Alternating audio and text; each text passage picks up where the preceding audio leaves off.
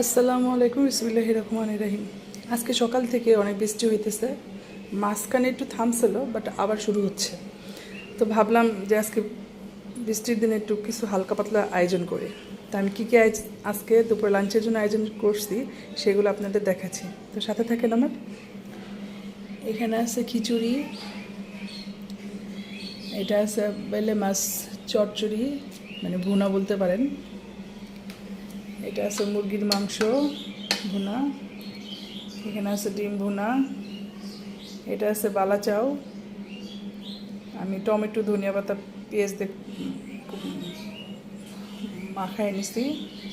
এটা আছে আলু ভর্তা, এখানে আছে লেবু, আর এখানে আছে শসা গাজর। তো আজকে আমার দুপুরের আয়োজন এগুলাই। তো আমার ছেলেরা এখন এগুলো দিয়ে লাঞ্চ করবে। তো সবাই ভালো থাকেন, সুস্থ থাকেন। আসসালামু আলাইকুম, আল্লাহ হাফিজ।